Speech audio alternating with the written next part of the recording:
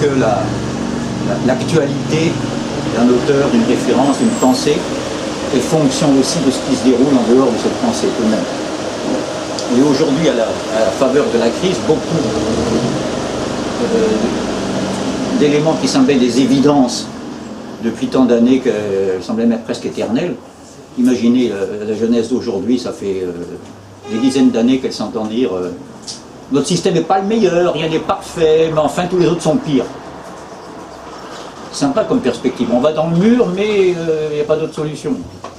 C'est terrible comme perspective. Eh bien, à la faveur de la crise est terrible pour ceux qui la subissent, mais elle a au moins ceci de positif, c'est que ces certitudes des 40 dernières années, ces certitudes enfermées dans ce que le même Gluskar, que je vous citais tout à l'heure, a appelé la contre-révolution libérale libertaire inaugurée dans les années 70, et dont 1968 en France n'est qu'un épisode,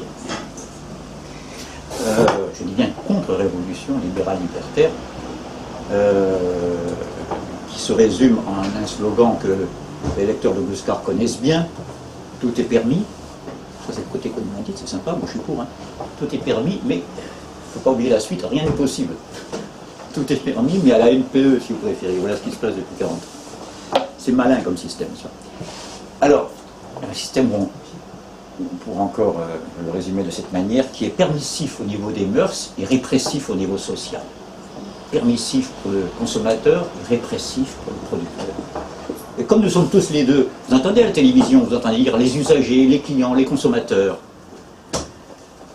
Le niveau de satisfaction des consommateurs statistique, mais c'est quoi? Vous êtes des consommateurs, vous? Mais vous êtes des producteurs aussi, vous bossez, vous travaillez, vous gagnez votre vie. De quel droit on vous appelle des consommateurs quand vous étiez des bébés au biberon, là? Je veux dire, qui ne produisent rien et qui ne font que consommer l'être maternel et paternel, immédiatement, par le landau, par la maison. On n'y revient. Enfin voilà. Pour le bébé, c'est légitime, il a bien le droit, le pauvre, de consommer sans produire. Pour le fils de famille, c'est différent. Voilà. Donc, fils de famille qui reproche à l'ouvrier d'être embourgeoisé, vous voyez, ça se voyait beaucoup en 68. Ça faisait aussi des années qu'on vous disait, bon, on s'achemine vers quelque chose de stable maintenant. C'est un système qui n'est peut-être pas idéal, mais ça y est, le capitalisme moderne, libéral, c'est à peu près la forme idéale que doit prendre une société en fin de parcours, et maintenant l'humanité en a pour l'éternité à vivoter dans ce système. Et puis patatras. Puis on se moquait de Marx, il prévoyait une crise générale du capitalisme, c'est comme on plantait, ce gars-là, le capitalisme, c'est jamais si bien porté. C'est pas si vieux ces discours-là, c'est pas si vieux, personne ne les tient plus, hein. Personne ne les tient plus.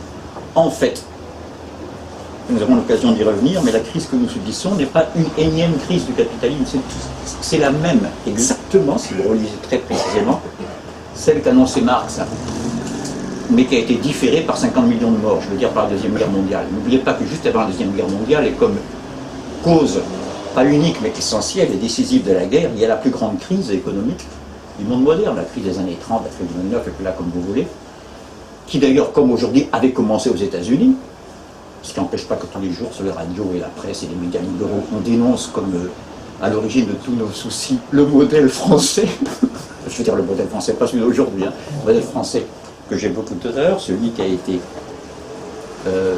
amené à l'existence à la faveur de la libération, avec une part importante de l'intérêt du secteur public dans l'économie, etc., et qui est montré du doigt par nos libéraux comme étant la cause de nos malheurs, alors qu'à chaque fois la crise vient de tout ce qui est le plus opposé à peu près à notre modèle économique. Donc il y avait déjà cette crise monstrueuse, et le capitalisme s'en est sorti, bon, 50 millions de morts. Hein. Et regardez en 14, une autre crise, pas économique apparemment, hein, crise militaire surtout, voilà. Et des peuples, des régimes qui ont été capables, vous savez, de faire la guerre de 14 sont capables de tout. Parce que maintenant, les horreurs de la guerre de 39-45, les camps cachent un peu l'horreur de la guerre de 14. Quand vous vous baladez, vous voyez ces cimetières, vous dites 50 000 morts, là, comme ça, des gamins entre 18 et 22 ans. Allez, première ligne, pouf, allez, deuxième ligne décimée. Quand on a fait ça, vous voyez, en pleine civilisation, en plein développement industriel, c'est que c'était un monde capable de tout. Or, à la veille de la guerre de 14, je reviens à mon fil, en 1913, le trafic du port de Hambourg dépasse celui du port de Londres. Vous voyez? Les tensions économiques étaient déjà là, concurrence entre les grandes puissances. Et à l'heure où tout d'un coup, chacun semble un peu reprendre ses vies. Hein. Vous avez vu que le Japon, depuis quelques mois, a repris son autonomie financière et décide de faire ce qu'on appelle le quantitative easing, hein, lâcher plein d'argent sur le marché des capitaux pour sortir de la... Je fais une petite parenthèse, ça me fait sourire, parce que moi, quand j'avais 20 ans, on nous citait le Japon comme le modèle. Ah, voilà, les gens bien, ils prennent jamais de vacances, ou si peu que ça ne vaut pas la peine d'en parler, ils travaillent comme des fous, ils sont loyaux à leur entreprise, ils font la gymnastique du théâtre, tout dans le cadre de leur entreprise. Voilà. Eh ben, ça fait 20 ans que le Japon, désespérément, essaie de sortir d'une déflation sans précédent et d'une croissance morte. Et pourtant, ils ont tous les pieds sur l'accélérateur, je ne vais pas être technique, les taux de crédit plus bas, ils ont été les premiers à avoir des taux d'intérêt négatifs. Je ne sais pas si vous voyez, c'est-à-dire si on tient compte de l'inflation, c'est même des rendements négatifs. Enfin bref, voilà. Donc, tous ces facteurs-là pour montrer que la crise, elle est ancienne. Seulement, elle revient comme ça, comme quelque chose qu'on essaye d'écarter, comme une mouche qui vous embête et qui ne cesse de revenir nous embêter. C'est ce qu'il faisait dire à Marx, citant Shakespeare, bien creusé, vieille taupe. C'est une formule qui était devenue célèbre, c'est le Hamlet. Vous savez, à la fin de Hamlet, Hamlet visite le cimetière où il y a le crâne de son ancien excellent ami Yorick. Il regarde la tête de mort comme ça, il dit « Hélas, pauvre Yorick, mon Dieu, mon pauvre Yorick ». Et puis, quand le spectre de son père rentre sous terre, il lui dit « Bien creusé, vieille taupe ».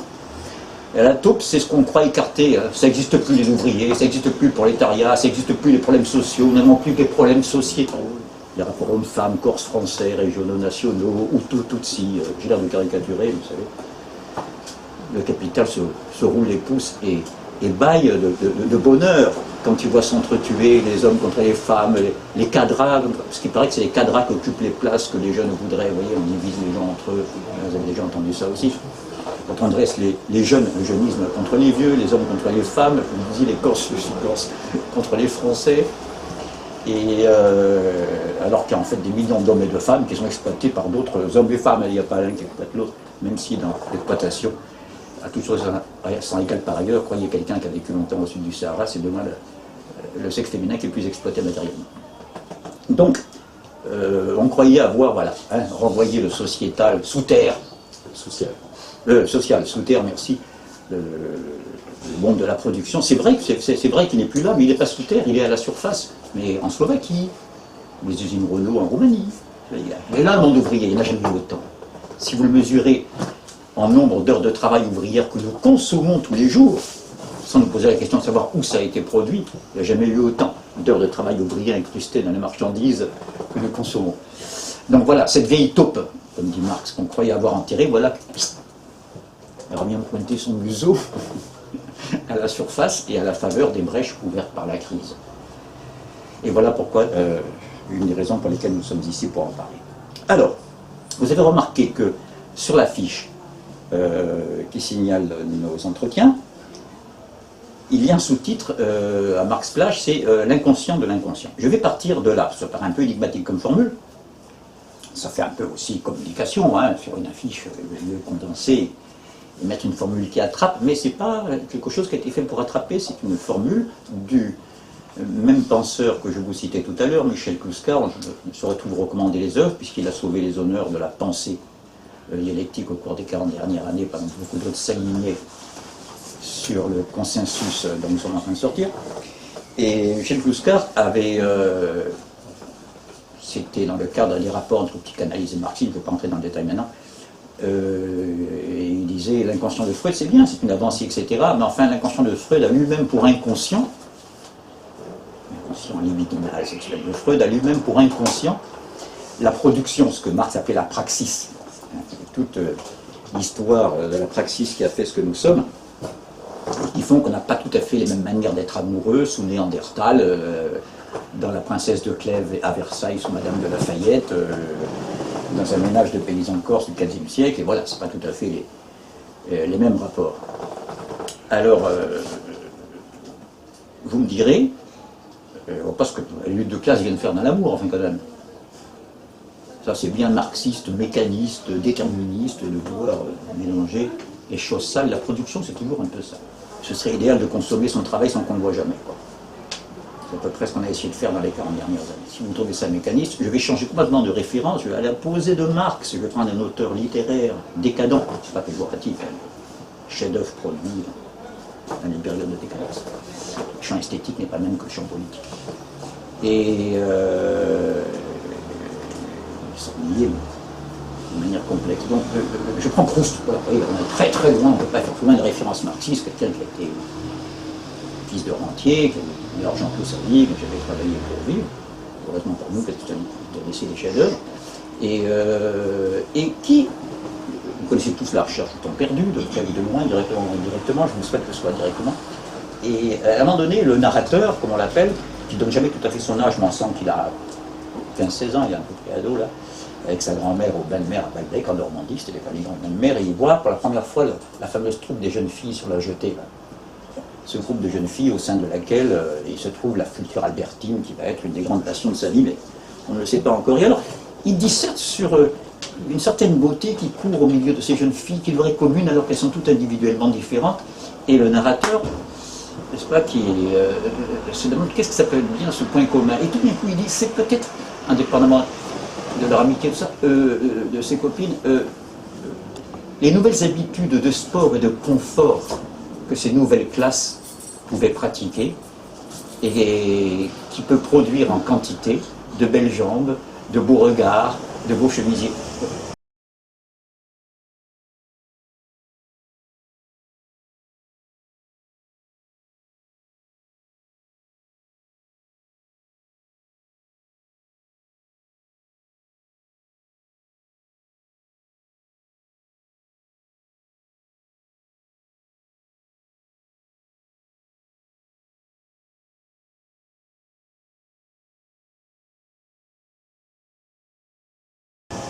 Si c'était Marx qui avait écrit ça, on l'aurait traité de déterminisme mécanisme. Mais là, c'est Proust lui-même qui le dit, vous voyez.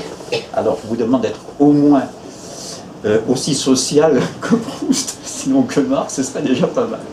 Voilà. Donc, si on a dit l'inconscient de l'inconscient, c'est parce que les déterminations sociales dont nous allons avoir tout le temps de voir ce que Marx entend par là, qui constitue le mode d'approche décisif pour Marx de la connaissance des choses humaines par rapport aux choses de la nature. Hein. Il y a les sciences de la nature, la physique, chimie, il y a les sciences dites, on dit les sciences dures pour les sciences de la nature, des fois on dit les sciences molles pour les sciences humaines, des fois on change sciences humaines en sciences sociales, enfin c'est du conflit sur lequel on ne peut pas trop s'attarder pour l'instant, je prends indifféremment ces appellations, disons, mais l'histoire, la sociologie, la démographie, c'est rien. N'ont pas tout à fait le même objet que la biologie, la physique, la chimie, etc. Donc, dans ces déterminations qui pour Marx sont essentielles et qui viennent en gros de l'histoire de la production et des conditions politiques de la production, je ne m'explique pas là-dessus parce que je vais le faire dans 5 minutes, il ne faut pas oublier que pour Marx c'est complètement inconscient par rapport à l'individu. Donc pour ça, je vais vous citer un premier texte, enfin, un premier extrait d'un texte que je vous recommande vraiment en priorité, parce que, de même que son tuteur en philosophie, Hegel, disait que ça ne sert à rien de dire voilà un texte fondamental, essentiel, voilà le principe premier. C'est-à-dire, ce qui est important, c'est comment ce principe se développe. Si on veut connaître le réel, c'est pas une phrase générale qu'il faut dire, c'est mettre toutes les médiations qui font que ces choses générales rendent compte de ce qui se passe dans un ici et dans un maintenant déterminé. Donc c'est très rare que Marx dise, voilà, je veux dire quelque chose qui résume l'essentiel de ma pensée, une pensée multiple, foisonnante, variante, et toujours prêt à s'autocritiquer, comme on le voit tout au long de l'évolution de l'œuvre de Marx. Et bien là, il y a une exception, il y a ce texte où Marx signale lui-même, hein, c'est juste un petit peu avant le Capital, c'est écrit en 1859, c'est la fameuse introduction à la critique, pardon, à la contribution à une critique de l'économie politique, ce qui, regardez bien le titre, contribution à la critique de l'économie politique. Le marxisme n'est pas une économie politique de plus, fut-elle révolutionnaire par rapport aux économies politiques bourgeoises. C'est une critique de la prétention de l'économie politique à se constituer en science autonome. Le marxisme est une science de l'histoire. Ça devait être le titre du Capital. Ça devait être le titre du Capital, hein, contribution à une critique de l'économie politique. Eh bien, dans l'introduction à cette œuvre décisive, qui est la première préfiguration du Capital en 1959, vous avez ce passage où assez solennellement, Marx marque le coup, ce qui est très rare. Il fait un peu le bilan de son énorme travail. Dans une lettre à Engels, il dit un jour, je suis en train de travailler sur la monnaie, je crois que, parce qu'il était dans une misère noire à ce moment-là, il avait même un enfant qui était quasiment mort de faim, il disait, je crois que personne ne réfléchit sur l'argent en en ayant si peu. Autant réfléchir sur l'argent en en ayant si peu. Donc, voici le passage en question. Le résultat général, oui, le résultat général, là on n'est plus dans le petit marxisme au microscope, auquel j'arrivais, et qui, une fois acquis, servi de fil conducteur à mes études, peut brièvement se formuler ainsi. Deux points. Et là commence la page qui contient le plus de marches, un minimum de lignes, c'est pour ça que je me permets de vous le recommander, parce que tout le monde n'a pas le temps de se taper l'œuvre complète et les difficultés qu'elle comporte. Et les difficultés sont presque à moitié, elles sont toutes contenues dans ce que nous allons dire. Et voilà le programme. Dans la production sociale de leur existence, je le dis d'abord sans commenter, dans la production sociale de leur existence, les hommes entrent en des rapports déterminés, nécessaires, indépendants de leur volonté, rapports de production qui correspondent à un certain degré de développement déterminé de leur force productive matérielle. L'ensemble de ces rapports de production constitue la structure économique de la société, la base concrète sur laquelle s'élève une superstructure juridique, politique, et à laquelle correspondent des formes de conscience sociale déterminées. Le mode de production de la vie matérielle conditionne le processus de vie sociale, politique, intellectuelle en général. Ce n'est pas la conscience des hommes qui détermine leur être, c'est inversement leur être social qui détermine leur conscience. À un certain stade de leur développement, les forces productives matérielles de la société entrent en contradiction avec les rapports de production existants, ou, ce qui n'en est que l'expression juridique, avec les rapports de propriété au sein desquels elles s'étaient mues jusqu'alors. De forme de développement des forces productives qu'ils étaient, ces rapports en deviennent des entraves. Alors s'ouvre une époque de révolution sociale. Le changement de la base économique bouleverse plus ou moins rapidement toutes les normes superstructures. Lorsqu'on considère de tels bouleversements, il faut toujours distinguer entre le bouleversement matériel qu'on peut constater d'une manière scientifiquement rigoureuse, les conditions de production économique, et, d'un autre côté, les formes juridiques, politiques, religieuses, artistiques, philosophiques, bref, on attend un mot qui résume tout ça, donc peut être un mot important, qui contient à la fois le juridique, le politique, le religieux, l'artistique, le philosophique, bref, les formes idéologiques. La seule définition de l'idéologie que Marx donne dans toute son œuvre. Si vous voulez pas faire de contresens sur le terme idéologie chez Marx, vous pensez à ce passage. Voilà ce que c'est l'idéologie chez Marx. C'est vraiment le monde de l'apparence, l'apparence. On verra que c'est ce qui dit juste après. Mais ce qui est très important, c'est qu'on entend toujours parler de la fin des idéologies. Vous savez, on entend souvent depuis 40 ans. Jamais il y a eu un tel déchaînement idéologique qu'en ce moment. Enfin, on parle de la fin. En fait, on voulait parler uniquement de la fin de l'idéologie marxiste. Il n'y a jamais eu d'idéologie marxiste. Peut-être que Marx s'est planté, personne n'est dogmatique, quiconque, mais il ne s'est jamais présenté comme idéologie, c'est toujours présenté comme une critique de l'idéologie. Donc, je vous avais dit que je ne commenterai pas, donc je le dis jusqu'au bout, et après on va revenir sur le détail, parce que c'est un texte extrêmement dense. Lorsqu'on se considère, donc, je veux dire, pas plus qu'on ne juge un individu sur l'idée qu'il se fait de lui, on ne saurait juger une telle époque de bouleversement sur sa conscience de soi. Il faut au contraire expliquer cette conscience par les contradictions de la vie matérielle, par le conflit qui existe entre les forces productives sociales et les rapports de production. Une formation sociale ne disparaît jamais, ça c'est pour les impatients, avant que soient développées toutes les forces productives qu'elle est assez large pour contenir. Jamais des rapports de production nouveaux et supérieurs ne s'y substituent avant que les conditions d'existence matérielle de ces rapports soient écloses dans le sein même de la vieille société. C'est pourquoi l'humanité ne se pose jamais que des problèmes qu'elle peut résoudre. J'ai lu ce long extrait pour le relire. Pour le relire, c'est une manière un petit peu d'apprendre à lire ce genre de texte.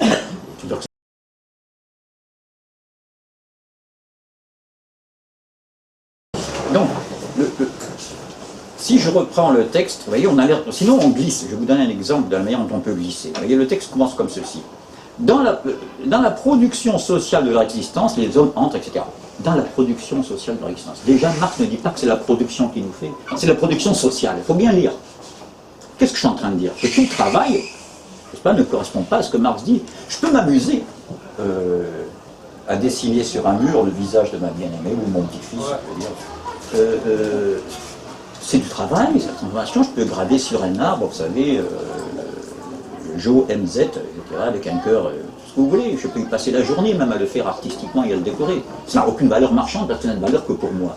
Vous savez tous, un objet n'a de la valeur marchande que lorsqu'on peut l'échanger. S'il n'a de la valeur que pour moi, par définition, il n'est pas échangeable. Donc Marx dit bien qu'il ne parle que de la production sociale, c'est-à-dire la production d'objets qui peuvent avoir un intérêt pour un autre que moi.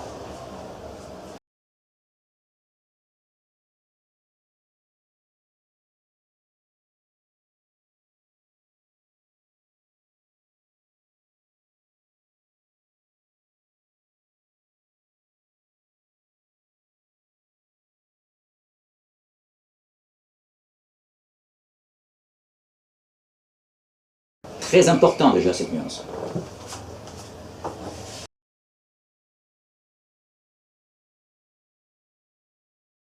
Dans la production sociale de leur existence, alors les hommes entrent en des rapports déterminés, nécessaires, indépendants de leur volonté.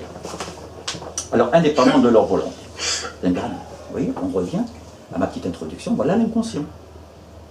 La production chez Marx, l'ensemble de la production économique matérielle qui nous environne, joue un rôle souterrain exactement comme l'inconscient, par analogie avec l'inconscient de Freud, de même que l'inconscient de Freud est ce qu'il y a de plus éloigné à la conscience que cet inconscient détermine, de même, je veux dire, ce qu'il y a dans nos têtes est en général à l'opposé, même à l'inverse. Mettez-vous devant un miroir, vous verrez que rien ne ressemble plus à l'inverse que son inverse. Et c'est pourquoi d'ailleurs il est beaucoup plus difficile de se débarrasser d'une illusion que de corriger une erreur. C'est un point sur lequel on va s'attarder.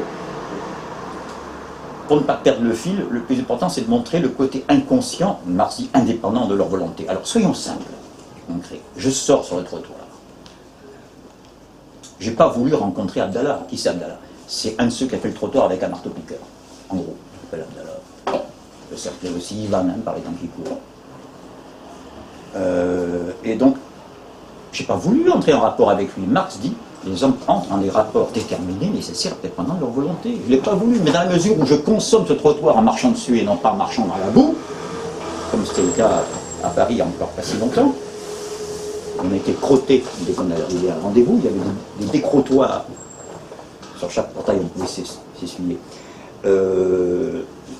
Cette valeur d'usage qui correspond au trottoir, je veux dire, elle a été produite par d'autres que moi. Je suis en rapport avec ces gens-là dès l'instant que je consomme leur marchandise. Hein. Je ne serais pas en rapport avec eux si je vivais dans ma bulle sur une île déserte comme Robinson. N'est-ce pas? Et puisque nous parlons de Robinson, au moment du déchaînement écologique que nous vivons depuis une quarantaine d'années, profitons-en pour rappeler qu'une des plus célèbres formules de Marx, c'est de se moquer des Robinsonades de pas mal d'économistes contemporains à sa réflexion. Qu'est-ce qu'il appelle les Robinsonades? C'est un discours que vous connaissez tous. C'est une anthropologie complètement fantasmée. L'anthropologie, c'est la science de l'homme. À l'origine, disent à peu près toutes ces Robinsonades, mais vous allez retrouver des discours qui vous sont familiers. À l'origine, les hommes ont vu que c'était mieux de se regrouper, de vivre en société, parce que pour courser le mammouth, être organisé en groupe, c'est quand même mieux d'être seul, etc. Ben, c'est pas absurde tout ça. Non, c'est pas la question. C'est comme Marx dit, ce sont des Robinsonades. Ça veut dire quoi? Ça veut dire qu'on est en train de projeter sur un passé fondateur ce qui est en fait l'état du présent. Dans le présent, oui, il y a la libre entreprise où chacun est dans sa bulle et se moque complètement des intérêts de l'autre pourvu qu'il arrive à écouler sa marchandise. D'accord? Et on projette ce truc de chacun dans son île à la Robinson, la libre entreprise, laissez-moi faire, je ne veux pas d'impôts, je ne veux pas de droit, je ne veux pas de règlement, vous l'entendez tout le temps ça dans les libéraux. Et c'est ça que Marx appelle les Robinsonades. C'est l'illusion. Vous voyez, j'allais dire qu'on allait y revenir à l'illusion et au miroir et à l'inversion. C'est l'illusion de croire qu'on parle du passé, qu'on est en train de faire la genèse de l'humanité, alors qu'on est en train de parler du présent sans s'en apercevoir, qui se reflète d'une manière symbolique dans ce passé. Ce qui donne un chef-d'œuvre qui s'appelle Robinson Crusoe, qui est apparu quand? Fin XVIIIe siècle. au moment de l'apparition de la révolution industrielle. Où ça? En Angleterre, c'est un auteur anglais, là où se passe cette révolution industrielle. C'est à ce moment-là que l'homme de la nature revient comme nostalgie, comme par hasard.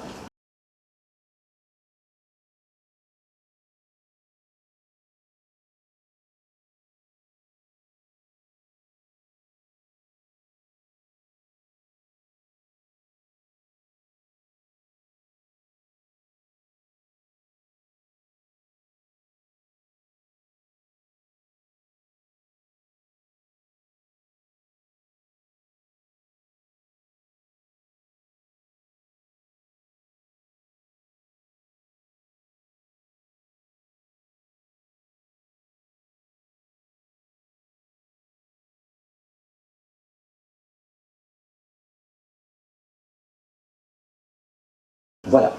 Donc,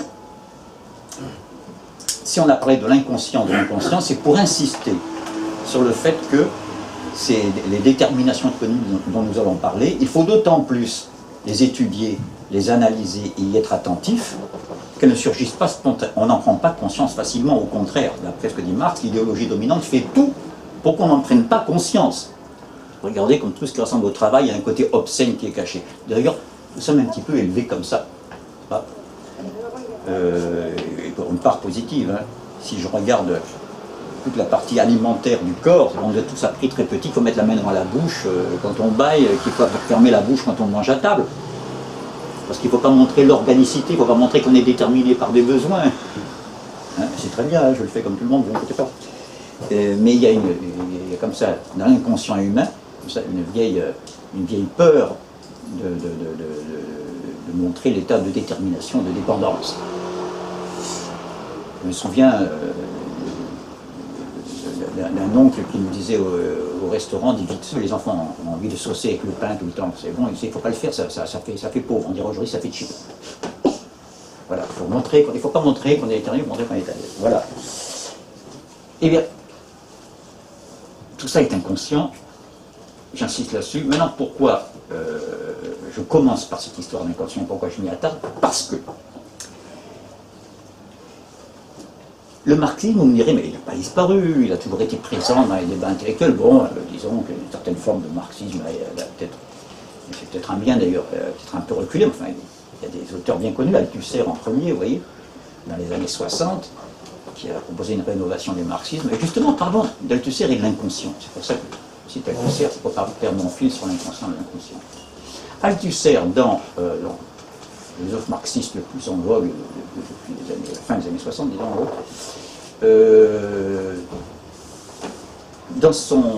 deux fois, dans Lire le Capital, qui est son œuvre maîtresse, dans le premier volume, je vais donner référence pour ceux qui veulent vérifier, et dans un petit opuscule qui est parmi ce qu'il a écrit mieux, comme je le critique souvent, je prends acte de ses avancées.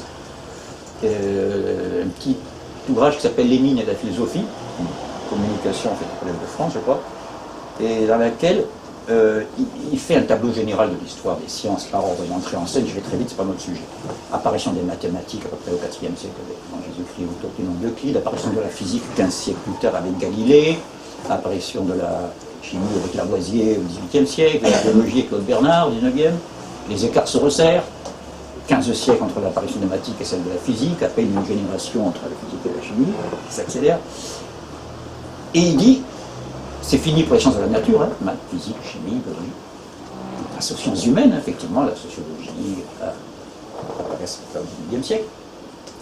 Et Althusser ajoute, en note, une petite note, il faudrait voir si on ne pourrait pas rajouter aussi le continent inconscient. Hein, le continent mathématique ouvert au IVe siècle, le continent physique, et le continent inconscient ouvert par Freud, dit-il. Vous voyez déjà la distance qu'il y a entre ce que je suis en train de dire et ce que dit Althusser à ce moment-là. Pour Althusser, l'inconscient n'existerait que depuis que Freud en parle. C'est pourquoi nous avons mis sur l'affiche que lorsqu'il s'agit de Marx, on va parler de ce qui est inconscient, même pour l'analyste. D'accord. Freud n'était pas du tout conscient des déterminations de classe. C'est pas grave, hein, ça en est à son talent et au mérite, à ses avancées, ne inquiétez pas. Ça les limite, simplement. Ça en définit une limite. Et donc j'ai voulu commencer par ces trois textes, vous voyez, pour être tout à fait objectif. Un de Marx, où il dit que ces déterminations économiques sont indépendantes de notre conscience, de notre volonté, etc. Volontaire ou inconscient, c'est ici équivalent, équipotent, comme disent les mathématiciens. Premier texte. Deuxième texte, la formule de Gluskar, la lutte de classe est le noyau de l'inconscient de l'inconscient. C'est-à-dire que quand je creuse en moi-même, non pas quand je regarde, que je vois des luttes de classe, quand je regarde autour de moi dans l'actualité, pourquoi pas. Encore qu'on est dédié sous des luttes de religion, c'est très à la mode. Vous savez qu'en Irak, il n'y a pas de lutte contre les riches et pauvres, hein, il y a des luttes contre chiites et sunnites. Hein, c'est pas. Et ailleurs, ce sera des luttes entre identités. Entre Kurdes et Arabes, je ne sais pas. C'est l'air de rien, ça fait des millions de morts, ces histoires. Mais là, je ne parle pas du monde extérieur, où à la rigueur, la notion de classe peut être pertinente. Je regarde à l'intérieur de moi, mon intimité, c'est les raisons pour lesquelles je vais voir un psy. Mes échecs amoureux, mes succès, mes illusions, on est tous là. Et là, qu'est-ce qu'il me dit, Gluskar? Que l'élément déterminant de ce qui m'arrive au niveau le plus intime, ce seraient ces histoires de prolétaires contre bourgeois, de paysans contre seigneurs. C'est pas possible, là. Mon narcissisme en prend un coup quand même. Et mon intimité là-dedans. Voilà pourquoi on a voulu commencer par cette notion d'inconscient.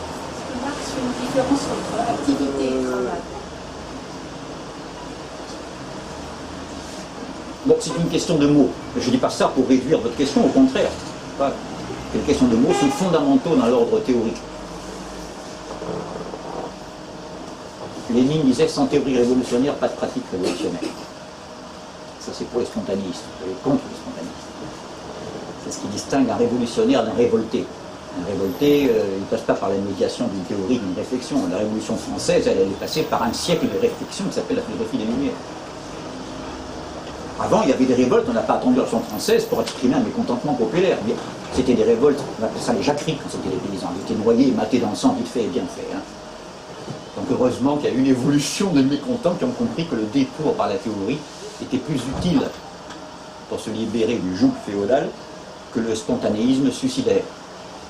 C'est le fait d'aller, comme on dit en français familier, au casse-pipe. Donc,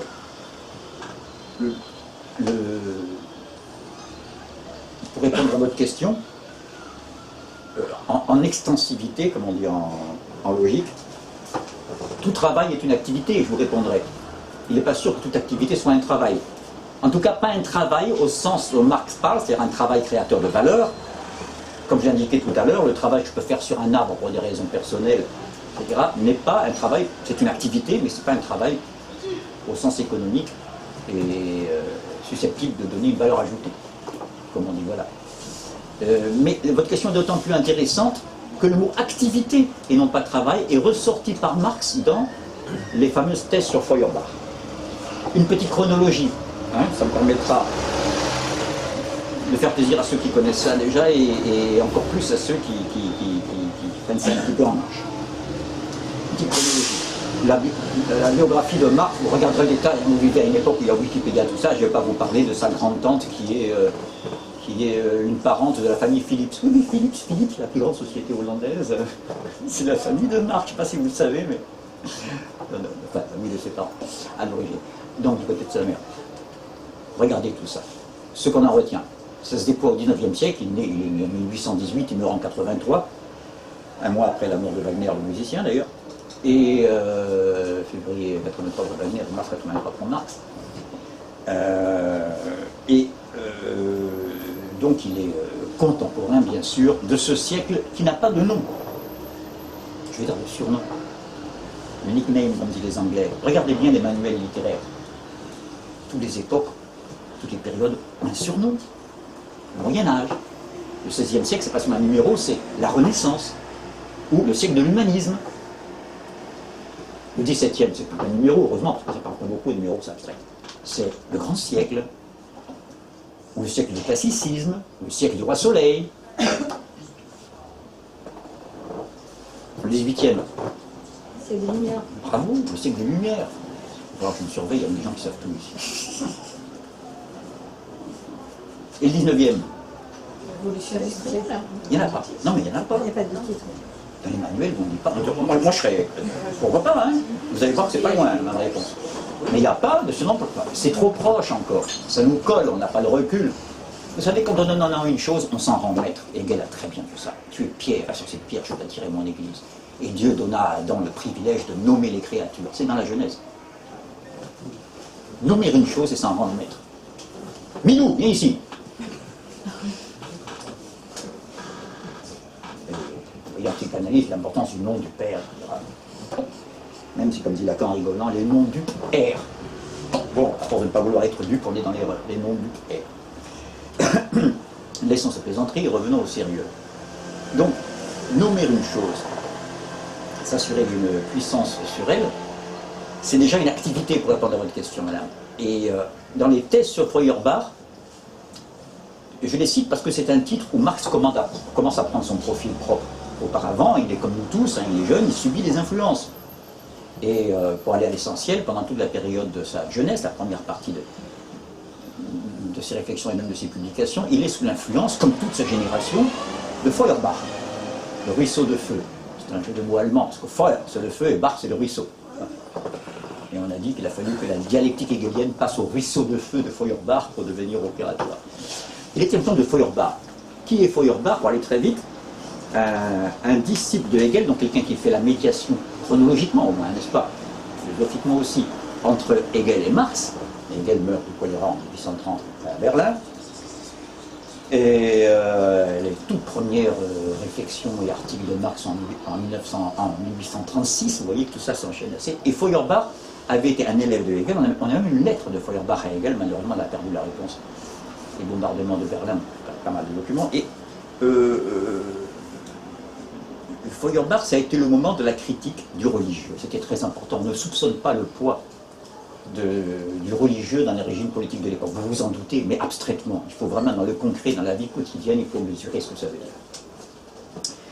Hegel, par exemple, était professeur à Berlin, rémunéré pour sa université, mais il n'était pas, son employeur ne s'appelait pas l'éducation nationale, le ministère, ça s'appelait le ministère des cultes. Puis on surveillait bien ce qu'il disait, hein. Et je disais d'ailleurs à Dominique Mazuet l'autre jour, qu'une des raisons de la difficulté de Hegel, tout le monde se plaint de la difficulté de la philosophie de Hegel, bon, tout effort théorique demande un effort au moins équivalent quelquefois pour l'élucider. Mais chez Hegel, c'est quand même coton. Le philosophe, c'est pas triste non plus. Et il y en a qui formulaient même l'hypothèse, c'est les cas de Jacques Dontre, auquel on a consacré une séance d'ailleurs, qu'une certaine partie de la difficulté de Hegel serait faite exprès par lui pour tromper la censure. Parce que je plains le censeur envoyé par le gouvernement prussien, parce que leur question sur la même, ce monsieur Hegel là, il est athée ou il croit en Dieu? C'était ça la question fondamentale, hein, parce que nos enfants sont dans ses mains, pas de blague, n'est-ce pas? Bien malin celui qui trouvait la réponse dans les phrases de Hegel sur l'en-soi, le pour-soi, la substance, le prédicat, l'être, ils étaient un peu perdus. Voilà. Non, le religieux, c'était tout de même l'autorité décisive. Et n'oublions pas que la plupart des pays, la France avait une avance à ce niveau-là, n'avait pas fait la séparation de l'Église et de l'État, et que la seule région encore maintenant en France où il n'y a pas de séparation de l'Église et de l'État, c'est précisément la plus germanique, l'Alsace. J'adore l'Alsace, ne m'inquiétez pas, c'est pas du tout. L'Alsace du Concordat. Je suis un Corse qui est le pays du Nord. Et alors. La Lorraine aussi. Alors j'adore la Lorraine. Non, le Concordat, c'est uniquement La l'Alsace. Concordat, c'est l'Alsace. Il y a la Lorraine Une aussi. partie de la Lorraine. Une partie de la Lorraine. Il y avait même la Sarre à une époque. Voilà. Participation active de la Sarre. Eh bien, c'est très bien. Tant qu'ils peuvent corriger, connaissant bien un secteur, des généralités excessives que je pourrais amener comme tout le monde. Donc, Feuerbach a eu le mérite, n'est-ce pas, de décomplexer la pensée philosophique à l'égard de ce tabou religieux. Et en gros, cette thèse, je la résume parce qu'elle est très importante, elle tient tout en un mot-clé que Marx va reprendre et que Feuerbach reprend à Hegel, c'est le concept d'aliénation. Alius, je vous rappelle, c'est l'autre en latin. Aliéner sa maison, la rendre, c'est la faire passer à un autre, hein, un autre propriétaire. Et le fou, c'est l'aliéné, c'est-à-dire celui qui est perçu par nous comme un autre, comme une autre essence. Moi, je fais partie de la normalité et lui de la pathologie. Je le rappelle au passage. Faire attention avec ces mots-là. À la limite, est-ce que c'est un homme, hein, on se demande quelquefois. Un animal ému par ses réflexes, et je parle des croyances traditionnelles du positivisme du dernier siècle, un animal ému par ses réflexes, et nous sommes mus par l'intelligence et la raison. Et donc, si on arrive à prouver que la folie de mon patient vient du troisième lobe de Broca, enfin un petit peu les délires de l'époque, et ben, on l'animalise un petit peu, n'est-ce pas? Et si vous regardez bien, c'est un peu le succès de Freud et dû à ça, c'est qu'avant lui, les psychiatres n'écoutez pas un fou, vous n'allez pas écouter un discours qui est par définition insensé. Il est insensé aussi, en allemand, Unsinn. C'est-à-dire il est vain d'y trouver un sens, notamment Unsinn. Et donc on n'écoutait pas, on l'auscultait. Déjà quand on regarde une chose, je vous ai dit nommer sans être maître, regardez une chose aussi, c'est une manière, vous savez, le prédateur regarde la proie qui ne le voit pas. Hein, celui qui regarde est maître par rapport à celui qui regarde et qui ne sait pas qu'il est vu. Lacan a très bien développé ça dans la lettre volée, n'est-ce pas? Le rêve imaginaire d'être celui qui voit sans être vu, celui qui épie de sa cachette. Voilà, comme le faut. Donc, Feuerbach a eu le mérite, avec ce concept d'aliénation, de finir avec cette vieille critique de la religion qui existait au XVIIIe siècle, dont Voltaire est parfait représentant, qu'il a dit la religion c'est une connerie de gens idiots. Bon, je caricature un peu Voltaire, c'est plus compliqué que ça. Mais enfin, ça se ramenait à ça, c'est une erreur. Nous qui sommes intelligents, vivons au XVIIIe siècle et Lumière, on ne va plus croire à ces conneries. Non, Feuerbach et Marx, la dernière la leçon, et Hegel a énormément travaillé dans ce sens, c'est pas une erreur. C'est un déplacement de la vérité. Ça n'existe pas. Et ça, Spinoza avait été le premier à le voir. Je dis ça pour ceux qui s'intéressent à la philosophie. Oui. Bravo, madame. Exactement. Spinoza avait très bien montré que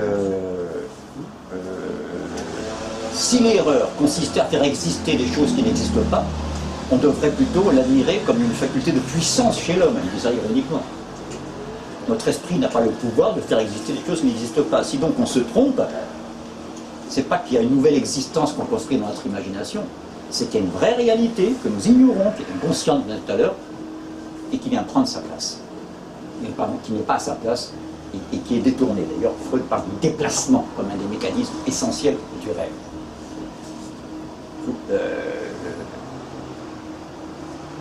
Ainsi, par exemple, je prends un exemple très simple. Vous avez entendu parler dans la mythologie du combat entre les titans et les dieux.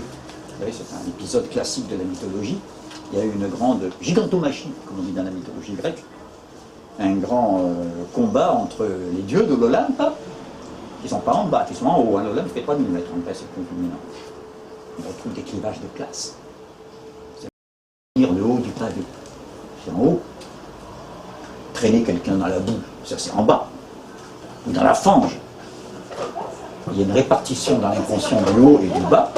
Une altesse, c'est fait avec ALT, qui veut dire alto, altitude, en haut, oui. Tout ça est important. Et donc, les dieux sont en conflit avec qui? Eh bien, avec ceux qui travaillent pour eux. Ça ressemble un peu à un mythe syndical dans cette histoire. Et oui, les géants, regardez, Vulcain passe son temps à fabriquer ce forgeron, hein, dieu forgeron. C'est pas comme Zeus ou Apollon qui sont toujours dans le banquet des dieux avec les nanas qui viennent leur servir le néctaire. Non, non. Les nanas ou les jolis pâtres. Je pense à Ganymède qui était si beau que Dieu l'a ravi sous la forme d'un aigle pour qu'il lui serve le vin à l'Olympe. Et non, les dieux sont en conflit avec ceux qui travaillent pour eux. Pas loin de Marx tout d'un coup alors qu'on est en pleine mythologie grecque. Hein. Relation ambivalente. Ils nous servent, mais de temps en temps ils en ont marre de nous servir, ils se rebellent. Alors Dieu, Zeus leur a envoyé, comme vous savez, la foudre. Il avait une manière de résoudre la grève générale. Il avait déjà l'épée laser.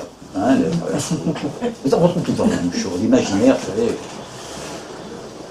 1568, c'est l'imagination au pouvoir. Elle a été au pouvoir, l'imagination. Justement, est-ce que vous pouvez dire que Marx avait un rêve au même titre que Martin Luther King le disait, par exemple? Nous commençons tous par des rêves. Hegel disait rien de grand ou c'est fait sans passion. Si je peux me permettre, on est très très loin de la question entre activité et travail. Là, Oui, à force avec on vous. tourne, non, on tourne, tu sais, c'est en C'est bien spirale. qu'on y revienne. En spirale. Hein. Non, mais c'est important. Parce que on commence par le rêve. Enfin, le tout est de passer, comme dirait Freud, du contenu manifeste au contenu latent. C'est la signification du rêve. C'est pour ça qu'il faut arrêter de rêver. Quitte à rêver après. Donc, moi j'insiste sur la thèse de Feuerbach. Oui. Marx prend son propre contour, devient Marx, rompt avec Feuerbach, qui avait eu le mérite de nous débarrasser de l'aliénation religieuse, mais au profit d'une nouvelle aliénation, et celle-là est actuelle, j'insiste. La nature a remplacé Dieu. Il y a une religion de la nature chez Feuerbach. Feuerbach disait tout ce qui était à notre avantage, la grandeur de l'homme, sa maîtrise du monde qui l'environne, etc., nous l'avons attribué, c'est ça l'aliénation, à un tout-puissant, une grande puissance, en fait, qui est en fait à notre image. C'est classique, donc il n'existe pas énormément. Heureusement qu'il se comprend assez facilement maintenant, tout de même. Autrement dit, Dieu, c'est un homme universel. Donc, ce qui est positif chez l'homme et qui fait son exception, l'homme, au lieu de se l'imputer à lui-même, n'est-ce pas, par soumission, n'est-ce pas, l'impute à un souverain des souverains, n'est-ce pas, et s'en dépouille lui-même. Il nous faut donc, des Feuerbach, c'est urgent, récupérer cette richesse que nous avons mise au ciel, cet investissement que nous avons mis au ciel, il faut en récupérer le bénéfice maintenant ici sur Terre. Mais, sous-entendu, la vérité, c'est la nature. Et Marx comprend, dès les tests Feuerbach, parce qu'il commençait à travailler énormément les économistes anglo-saxons et les conditions de travail, que c'était une nouvelle aliénation, que la nature, alors ça c'est une formule à moi, mais je ne crois pas trahir la pensée de Marx, vous connaissez la formule célèbre de Marx, la religion est l'opium du peuple. Elle est archi célèbre, et même elle a fait l'objet de dérision, parce qu'elle a trouvé très réductrice par rapport à la religion, je vais y revenir. Moi je vais préciser, la nature c'est l'opium du people. Vous voyez, pour reprendre la formule de Marx en la variant un peu, aujourd'hui, la nature joue le même rôle dans le discours politique à peu près. C'est pas que la religion à l'époque de Marx et de Feuerbach. J'ai rien contre la nature. Je suis en train de parler contre l'usage idéologique de la notion de nature, ce qui est le différent. Et j'attends impatiemment l'automne pour ramasser les champignons. Et j'attends que les Allemands soient partis de Corse chez moi pour y aller. J'adore les Allemands aussi, vous inquiétez pas. En général, je vais en Allemagne en été. Voilà, donc, pour finir de répondre à votre question par une citation de Marx, madame, c'est pour ça que je me suis attardé longtemps, parce qu'elle est fondamentale. Marx, au moment où il se sépare des Feuerbachiens, dit précisément pourquoi. Il y a un point théorique, il dit. C'est qu'ils ont négligé la Tätigkeit en allemand, c'est-à-dire le terme qu'on traduit effectivement par activité. Tat, c'est le fait de faire en allemand, les faits.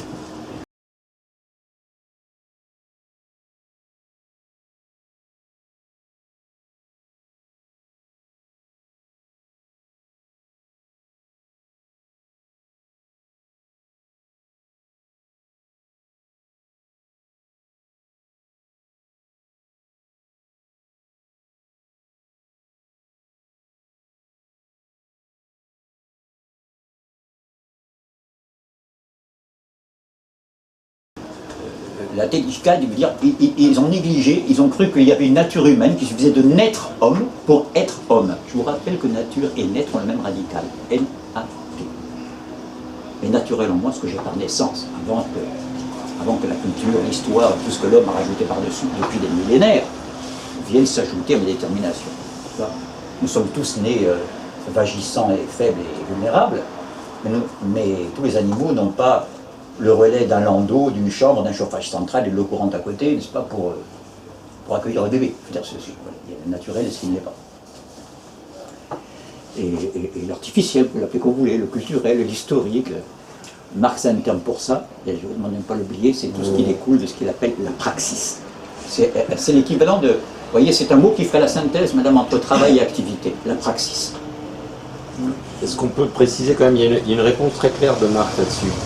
Le travail, c'est ce type d'activité, dans le cadre de la production sociale de notre existence, qui est utile aux autres et partagée dans l'échange. En tout cas partageable. Partageable dans l'échange.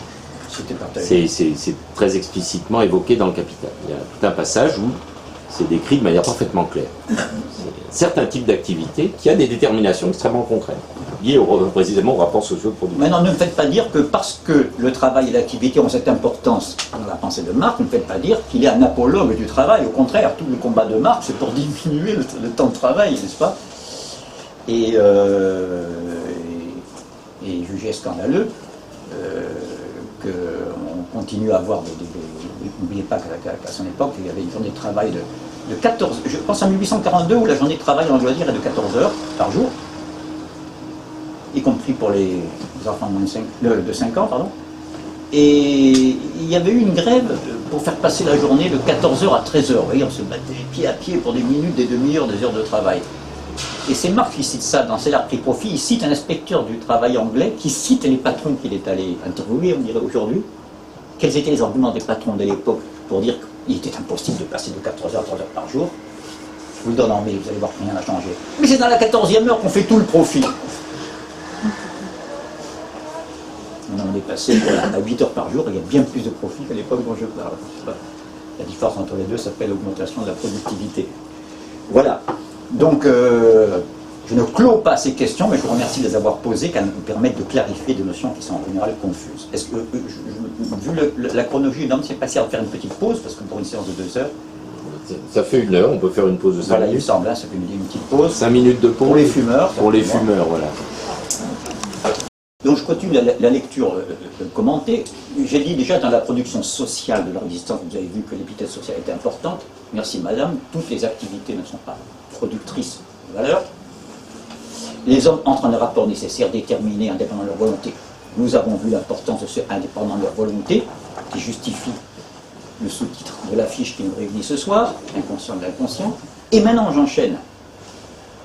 Ces rapports, c'est quoi? Et là, ils les appellent des rapports de production. Je l'ai laissé dans l'ombre jusqu'à maintenant. C'est maintenant qu'on va expliciter les concepts fondamentaux du marxisme. Pas les développer, parce que ça prendra à peu près tout le mois d'août. Mais au moins, les faire apparaître dans la relation réciproque. Qu'est-ce que les rapports de production? Eh bien, suivant Marx, les rapports de production correspondent à un certain degré de développement des forces productives. Donc déjà, première chose, distinguer dans ce qu'on appelle la base matérielle de la société qui détermine tout, paraît-il chez Marx, dans ce qu'on appelle aussi l'infrastructure. L'infra, c'est ce qu'il y a en dessous, hein, pour utiliser les mêmes métaphores, c'est ce qu'il y a en bas, comme le ventre est en bas par rapport à la tête, tu vois. Il faut bien distinguer dedans, c'est pas un lieu homogène, 2 instances très différentes, des forces productives qui sont vraiment, comme le terme l'indique, à une époque, la charrue, hein, à une autre, le silex éclaté, n'est-ce pas? Les forces productives dont disposaient, et au départ, même avant, le corps lui-même, n'est-ce pas? N'oubliez pas, il y a une époque où c'était des hommes qui faisaient tourner les meules, quand c'était pas des ânes ou des vaches, c'était des esclaves qui faisaient tourner, n'est-ce pas, le corps lui-même, force productive, Marx ne se le répéter, et Dieu sait si on s'en est servi. Le corps et les facultés mentales, hein, l'intelligence de l'homme, est aussi une force productive. Donc, le fait, les forces productives encore, on comprend. C'est le concept le plus proprement économique, matériel de Marx. Mais il en est autrement, de ce qui pour lui nous détermine, c'est pas seulement ces forces économiques et matérielles, c'est les rapports de production qu'ils engendrent. Qu'est-ce que les rapports de production? Là, on quitte le domaine purement économique pour entrer dans le domaine politique. Et ça, Marx est le premier à avoir compris que les deux sont indissociables. À toute époque, il n'y a pas une économie ici libérale, ici dirigiste, pure. Tout régime économique s'inscrit dans un deal politique. Pourquoi politique? Parce que ce que Marx appelle les rapports de production, c'est, et je reviens en force productive, c'est un jeu de Lego, hein, si vous voulez. On prend les éléments de base des forces productives et on regarde ce qu'on construit. Avec les forces productives, je construis le concept de rapport de production. Les rapports de production, c'est à qui appartiennent les forces productives. Vous voyez, il faut partir des forces productives et se poser ensuite le problème de leur propriété pour arriver au concept de rapport de production. Et pour prendre un exemple très simple, parce que je comprends qu'on soit embrouillé au départ, parce qu'on commence à être précis, mais être précis, c'est s'engager, comme disait Bachelard. Mettez-vous ceux qui restent dans le vague, avec des mots abstraits et généraux. Prenez une population de 100 personnes au fond de l'Amazonie, pour simplifier, hein, 100, pas trop nombreuses. Et imaginons, plutôt deux populations de 100 personnes à 10 km l'une de l'autre, peu importe, de villages différents. Et dans le premier, comme dans le second, il y a la même force productive. Mettons une espèce de dabar, comme on dit en Afrique, le hou, avec une espèce de pêche, pour cultiver le manioc, là. Originellement en pierre, encore maintenant on utilise la pierre en Afrique. Et par la suite en métal. Les deux ont donc les mêmes forces productives, c'est le groupe. Mais dans le premier groupe, là où l'instrument appartient à tout le monde à titre de coopérative, si vous voulez, collective, primitive, et dans le second groupe, c'est le chef qui possède l'outil en question et qui le loue en nombre de moutons, de vaches, de porcs, peu importe, de plumes. Les Indiens d'Amérique du Sud sont très friands des plumes d'ara, disait Lévi-Strauss, type décoratif et cultuel. Donc, et là vous voyez la différence. Il y a les mêmes forces productives, mais ça ne donne pas les mêmes rapports de production selon que la propriété est privée dans un cas pour un seul ou collective. Ça ne donne pas du tout les mêmes sociétés et les mêmes rapports de production. C'est très important. Donc, comme Marx dit, et c'est là qu'il y a une précision quasi mathématique dans sa manière de formuler, et à côté de laquelle on passe quand on glisse, si vous voulez, dans une lecture trop cursive. Je fais allusion à ce passage précis. Les hommes entrent en des rapports déterminés, nécessaires, indépendants de leur volonté, et c'est là qu'il ajoute rapport de quoi? De production, c'est-à-dire comment nous nous situons par rapport à la production, un rapport de production qui correspondent à un degré de développement déterminé de leur force productive matérielle. Ici, je demande à tous ceux qui ont fait des maths, ne serait-ce même qu'au collège, de se rappeler ce que signifie Y égale F de X, pour être clair. C'est-à-dire quoi? Y ici, c'est les rapports de production. Les rapports de production sont fonction de l'état de X des forces productives. C'est ça que ça veut dire correspondre à, être fonction de, être déterminé par, tout ça est équivalent, ici pour l'instant. Que ce soit bien clair. Donc il n'existe pas un pur régime économique qui a laissé comme laboratoire ici ou là. Un régime est toujours en même temps caractérisé par son infrastructure économique et par le dispositif, le deal politique, si vous voulez, au sein desquels les forces économiques fonctionnent. L'ensemble de ces rapports de production constitue, vous vous rappelez, la structure économique de la société, l'ensemble de ces rapports de production, c'est-à-dire, attention, l'élément purement économique et matériel des forces productives, plus l'élément politique et juridique des rapports de propriété. C'est ça les rapports de production. Pardon de rabâcher, mais c'est tellement ignoré cette X50 et Capital chez Marx que je me permets d'enfoncer l'épingle, sinon le clou. Donc, l'ensemble de ces rapports de production constitue la structure économique de la société, la base concrète sur laquelle s'élève une superstructure juridique, vous voyez, et politique, et à laquelle correspondent des formes de conscience sociale déterminées. Ici, les mots, forme.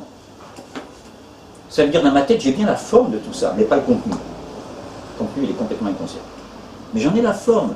Ah, ça nous rassure par rapport à ce qu'on a dit au début. Ne vous inquiétez pas, c'est inconscient, mais ça ne veut pas dire que c'est inconnaissable. Car le propre de l'inconscient, le propre de tout ce qui est intérieur, même le propre de Dieu, c'est lui qui dit ça, c'est de s'extérioriser. C'est de revenir à la conscience. C'est de s'extérioriser, c'est de s'exprimer. Freud passe son temps à dire ça.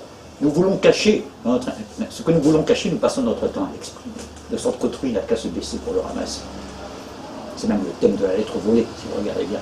Hein, bon, je crois qu'il arrive à cacher comme ça à la police la lettre que j'ai volée, alors qu'elle est aveuglante. Vous savez, hein, je me prépare à faire une négociation commerciale, etc. Et tout d'un coup, je lâche un lapsus qui m'a échappé, ou je dévoile tout d'un coup toute ma stratégie.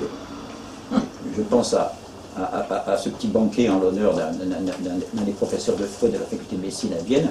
C'est Freud qui pensait comme exemple de lapsus.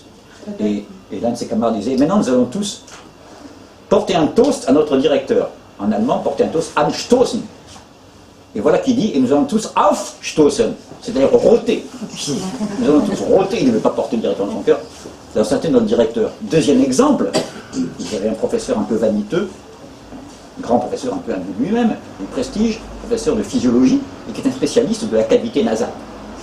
Et il aborde donc la cavité nasale devant ses étudiants et il dit, alors attention, c'est compliqué la cavité nasale, et je vous préviens, hein, ceux qui connaissent bien la cavité nasale, dans tout Vienne, peuvent se compter sur le doigt d'une seule main. Visiblement, il pensait qu'il n'y en avait qu'un seul qui connaissait dans tout Vienne. Voilà. Ce qu'on croit caché au fond, je vais cacher ma vanité, paf, ça explose. Plus je veux le cacher, plus je le montre. Allez donc dire à une nana, excuse-moi, ça fait 8 fois que je suis en retard à notre rendez-vous, mais à la 10e fois, elle va comprendre que quand même. Ça va les accidents, hein. C'est très bien qu'il y ait un inconscient et qu'il y ait un sens, ça va. Hein. Mais juste pour ça. Bon, donc voilà. Je veux dire, c'est important ce que je suis en train de dire. L'intérieur, ce qui le caractérise, c'est qu'il s'extériorise. Ah oui. Premier échantillon d'amour que nous avons retrouvé et qui a été maudit dans les 40 honteuses et qu'il faut réhabiliter, c'est dialectique. Je suis en train de jouer avec des contraires. L'inconscient, l'intérieur, même préfixe, in, ce qui est dedans, s'exprime, s'extériorise. se déploie. Mais encore faut-il savoir l'entendre. Là, je me permets de faire intervenir une deuxième distinction qui va être capitale.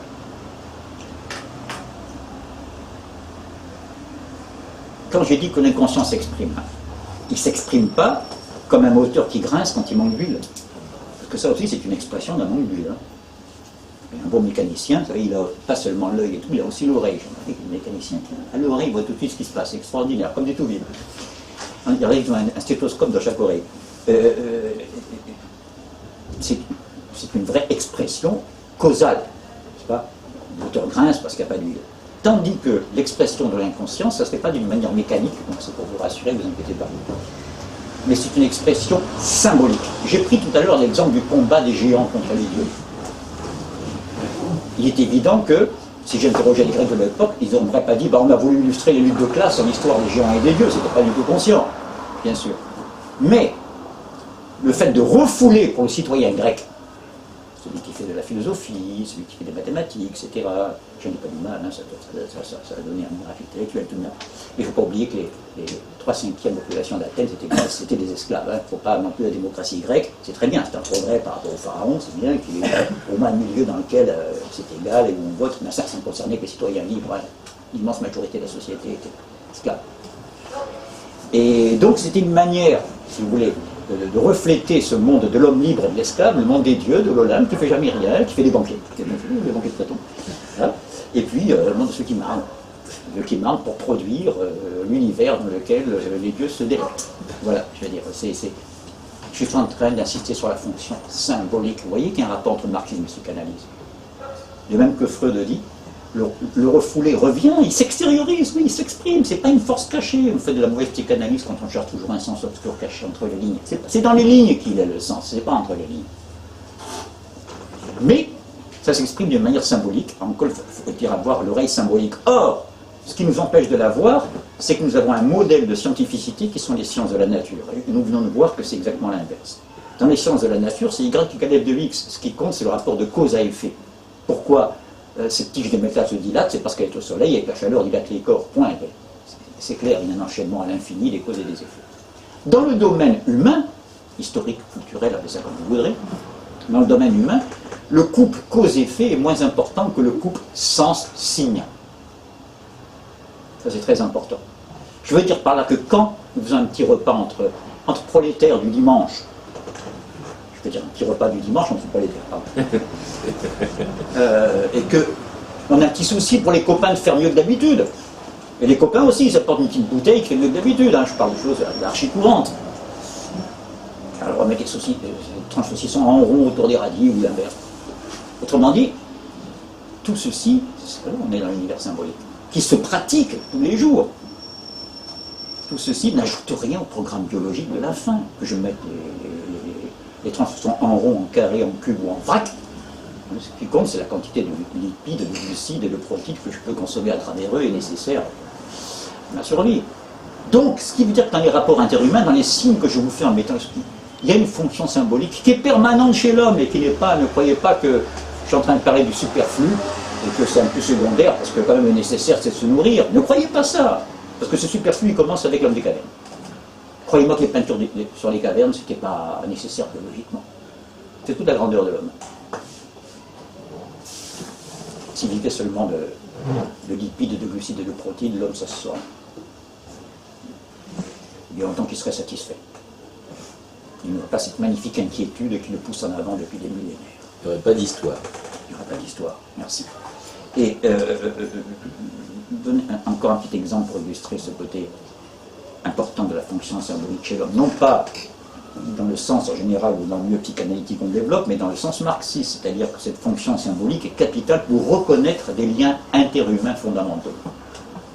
Je prends l'exemple du prolétaire de l'époque de Zola. Je fais exprès parce que pour prendre des situations un peu radicales où on voit mieux les choses parce qu'elles sont plus clarifiées que lorsqu'on a le choix. Je parle de ce pays qui reçoit sa paie. Imaginons, c'est pas un salarié dans les années 1880, vous imaginez ce que pouvait être la paye à l'époque, donc tout juste de quoi subsister. Si pour expliquer son comportement on n'avait que les sciences dures, les sciences de la nature, la physique, la chimie, la biologie, c'est réel actuel, on explique tout par ça. Hein. vos enfants, regardent des documentaires animaliers, et tous les comportements sont expliqués par mâle dominant, territoire marqué, femelle X. Vous voyez ce que je veux dire? C'est très inquiétant. Ça vient du monde anglo-saxon. Si c'était un animal, nous sommes, je ne suis pas en train de le nier, mais si nous n'étions que animal, s'il n'y avait pas une autre détermination que l'histoire apporte, il courrait immédiatement chez l'alimentation du coin, acheter les substances biologiques fondamentales dont il a besoin pour retourner au turbin le lendemain. Il n'est pas idiot. Qu'est-ce qu'il fait? Il va au bistrot saoulé quelque part. Nous donner une leçon d'humanité. Ça veut dire que si vous voulez nous coincer, parce que nous tous on n'a pas ce problème, on a à la fois le nécessaire et le superflu, donc on le voit mal le problème.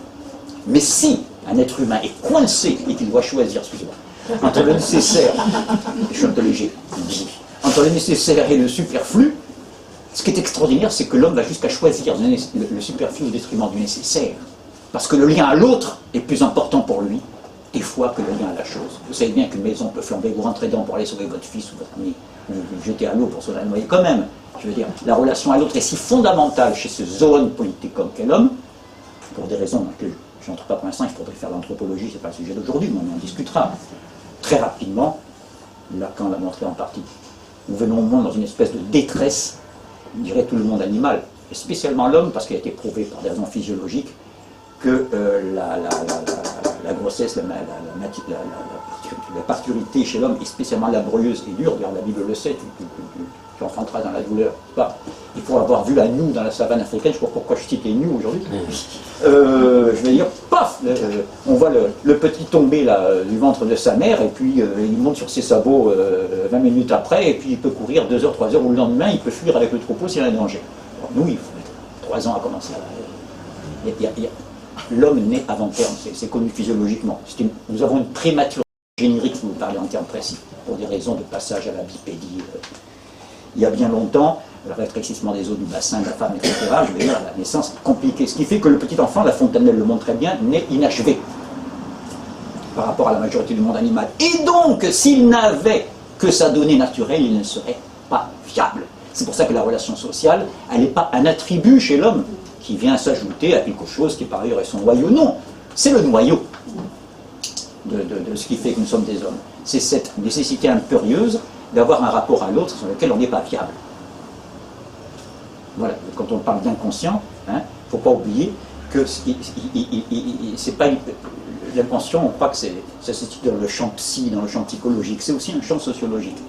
Et même au départ, vous savez, s'il n'y avait pas l'autre, à cause de notre prématuration générique et notre naissance vagissante. D'ailleurs, tous les grands héros fondateurs, regardez, sont censés être trouvés vagissants quelque part et abandonnés. Oedipe trouvé sur la montagne, les pieds percés, ce que veut dire en grec exactement Oedipos, les pieds percés, mais attachés. Moïse, bravo, Moïse. Siegfried, chez les Allemands, le héros, le Achille allemand, n'est-ce pas, trouvé dans la forêt, etc. C'est important parce que pour pouvoir être fondateur, il ne faut pas être fondé soi-même. Le fondateur fait comme s'il n'y avait pas de parents, c'était l'enfant trouvé, sans ascendant. Voilà. Donc, la fonction symbolique, c'est important parce que c'est là qu'on retrouve nos rapports sociaux les plus fondamentaux. Freud disait qu'on règle des collatéraux, frères et sœurs, sous forme de vermine. La symbolique, vraiment, n'est pas tendre avec nos frères et sœurs dans l'inconscient. Ce n'est pas parce qu'on a l'inconscient est méchant que je suis méchant. C'est pas parce que j'ai envie du livre qui est dans la vitrine que je vais casser la vitrine pour le prendre. Je veux dire, que j'en ai envie, c'est pas grave en soi. Voilà, comme sont habitués le père, qu'on a montré, ce sont des choses qui s'arrangent, ne vous inquiétez pas. La fonction symbolique. Quand Marx dit que les rapports de production sont un déploiement de volonté, ça ne veut pas dire que c'est une espèce de chose mystérieuse qu'il faut essayer de traquer par des abstractions. Non, elles sont à ramasser. J'ai cité Proust tout à l'heure, mais si vous regardez bien, et si vous êtes attentif, dans l'expression humaine en général, on retrouve fondamentalement les rapports de classe. Je vais montrer un petit rapport dans le vocabulaire tout à l'heure avec les avatars du haut et du bas. Alors là, si vous voulez vous régaler, faites-le. Vous pouvez trouver d'autres applications que celles que j'ai faites, mais il y en a énormément. Et à chaque fois, vous verrez une répartition de choses apparemment extérieures et matérielles, une répartition dont la causalité est purement symbolique. C'est pas un haut et un bas réel. Nous savons depuis que la Terre est ronde, que le haut et le bas sont où on veut. Hein. Que ce que nous appelons le haut pour nous, c'est le bas pour la Nouvelle-Zélande. Donc c'est pas les réalités, tout ça. Mais par contre, dans l'univers symbolique, c'est fondamental d'avoir l'impression de monter ou de descendre, croyez-moi. Il n'y a qu'à comparer les rêves de vol et les rêves de chute. Les rêves de vol sont euphoriques, les rêves de chute sont pénibles et angoissants. Bon, vous voyez, il y a bien une fonction symbolique à l'œuvre et bien concrète. Et je parlais de la mythologie grecque tout à l'heure, mais pour ceux qui connaissent un petit peu la mythologie germanique, on retrouve la même chose, n'est-ce pas? Les dieux du Valhall, c'est l'Olympe allemand, cette bande de guerriers, là, en train de boire l'hydromel, c'est pas le nectar, sont en conflit avec les géants et les titans. Ça revient exactement au même, avec cette précision que qui sont les titans? Ceux à qui les dieux ont commandé la construction du palais des dieux. Alors, je ne peux pas empêcher de vous donner un petit peu le détail, parce que si vraiment vous ne voyez pas la fonction symbolique, comment la lutte de classe insiste pour se faire entendre là où on s'y attend le moins, je parle à l'opéra de Wagner qui s'appelle L'Or du Rhin, n'est-ce pas? Et qui est donc le texte, le poème, comme on dit pour Wagner, le livret a été fait après consultation de toutes les mythologies germaniques, scandinaves, jusqu'en Islande, bref. Donc sur des bases très, très sérieuses anthropologiquement. Je fais une parenthèse, mais Lévi-Strauss dit que Wagner est le père irrécusable de l'analyse structurale des mythes. Vous voyez que je suis dans le sérieux quand même. J'essaie d'avoir des références sérieuses. Eh bien, dans l'Or du Rhin, le deal, c'est ça. Wotan, le chef des dieux, le Zeus allemand, germanique, lui dit, parce que c'est scandinave à l'origine, c'est mythologique, lui dit aux deux titans, là, les deux frères, vous construisez le palais. Les deux, ça travaille pas. Hein. Vous n'avez pas. Les deux, c'est des costauds, les titans. Alors, ils sont des je vous promets que ça l'est. Que vous me donnez en échange. Donc, vous donne. Devinez quoi? Allez. Qu'est-ce que je peux donner aux titans en échange de construire le Valhall, Versailles, quoi? Ou le Pentagone, comme vous voulez, enfin, là où le pouvoir s'arrête. Devine. C'est intéressant. Non, il n'y en a pas qui le savent, peut-être même. Je sais, donc je ne le dis pas. Pardon? Non, je ne connais pas. Ben, Wotan dit, je vous donnerai en échange Freya. Ah, qui c'est Freya? La déesse de la beauté de la Vénus germanique. Ah, des dons. Ah, mais des dons. Les gros Comme rustaux, là. les 70 vierges. Voilà, hein, qui ont les mains calleuses et qui vont démonstrer la quintessence même de la beauté. Freya veut dire la libre. Frei. Freya dit schön, schön a dit frei. Il fait un jeu de mots là-dessus. Bon, donc, et bien sûr, quand le palais est fini, ils viennent me chercher. Et puis, pas question de dire non, mais j'avais dit ça, c'était une blague. C'est des négociations salariales. Hein, parce qu'il se trouve que Freya est la sœur de l'épouse du roi des dieux. Elle ne va pas donner ma sœur, qu'est-ce que c'est histoire entre hommes? Oui, il y a déjà une croix actuelle, tout ça, c'est mieux comme nous. Hein. Donc, et donc la tension monte, parce que les géants ne construisent pas là, il est là, ben, il dit tu ne rentreras pas tant que tu ne lui auras pas donné ce qui t'est promis. Et qu'est-ce que. Tu m'atterres parce que tout est déjà là. Et Wagner est mort en 83, même année que Marx, vous voyez. Il faut trouver un équivalent, puisque Wotan ne veut pas lâcher sa belle-sœur, la déesse de la beauté, et que les géants ne veulent pas avoir travaillé pour rien. Il appelle son conseiller. Ah, les consultants, les experts, les voilà. Son conseiller, c'est Log, le dieu du feu, le Hermès, le Mercure. Oui, c'est lui pour le monde entier qui connaît plein de choses et qui vient conseiller les patrons. Soubi. Non, parce qu'il défile, hein. Il y a Pompidou, Sarkozy, Giscard, Pompidou, Giscard, Mitterrand. Intéressant. Sarkozy, Hollande. Soubi, il ne bouge pas. C'est le sérieux du pouvoir. Pas les marionnettes. Donc, Log, le dieu du feu, qui est un peu ambigu. C'est le feu. C'est-à-dire qu'il sert en bas au monde d'en bas, à la forge. Et puis en même temps, il fait partie des dieux. Il est un peu ambigu, il est un peu dans les deux trucs. D'ailleurs, c'est le seul qui s'en sortira au monde du crépuscule des dieux. Eh bien, s'il dit, c'est simple. On va leur donner l'or, comme ça ils vont tenir tranquille. Vous voyez, on en était parti d'un palais à payer, qui devait se payer en jouissance érotique, disons, pour comprendre l'amour, la sexualité, libidinale, si vous voulez. Hein, la déesse de la beauté, c'est bien ce que ça veut dire. Et auquel on substitue comme équivalent l'or. Pas n'importe quel or, l'or du Rhin, celui qui donne la puissance sur le monde, la monnaie, quoi, Wall Street. Sérieux, sérieux. Et on a même un exemple de travail à la chaîne. Si vous regardez une mise en scène, celle qu'a fait Chiraud de l'or du Rhin, elle est plupart disponibles sur YouTube, n'est-ce pas? Mise en scène de Chéreau avec Boulez à la baguette, tout de même. Mise en scène qui a fait scandale, 2 Français, le centième anniversaire de Bayreuth. Si vous regardez bien ces mises en scène, on voit, et c'est dans les films de Wagner, les enclumes, les mecs qui marrent dans le monde souterrain. Il faut forger l'or. Voilà. Et vous croyez que j'en rajoute? Au contraire, je passe très vite. Voilà, parce que pendant ce temps, les deux se disent c'est bien, on va pouvoir avoir des bijoux grâce à tout y est, le bling bling, tout. Bref, j'adore les bijoux. Les bois. On les achète quand on peut. Donc, la fonction symbolique. C'est pas, on n'a pas compris Marx quand on dit il y a l'économique, la vérité c'est l'économique et c'est ça qu'il faut qu'il y ait dans les têtes. Non, car l'économique ne se vit jamais dans les consciences comme économique, c'est ça qu'il faut retenir aujourd'hui. L'économie se vit toujours comme l'inconscient de Freud, déplacé, sous forme religieuse, sous forme identitaire, sous forme ethnique, sous forme de britannitude, de corsitude, d'alsacitude, c'est rien. C'est jamais sur le plan purement économique que c'est conçu, c'est toujours déplacé. C'est pour ça que j'insiste sur cette fonction symbolique, parce qu'elle sert moins à connaître les infrastructures économiques dont parle Marx qu'à les reconnaître. C'est surtout ça qui est important. Et je le dis parce que c'est la partie la plus négligée des études marxistes. Et en même temps, ça explique aussi, en grande partie, une certaine désaffection de pas mal de milieux intellectuels et surtout artistiques à l'égard du champ marxiste. Parce qu'on a l'impression que tout ce monde, la économique, c'est très important, c'est sérieux et tout, mais enfin, je veux dire, c'est pas fun.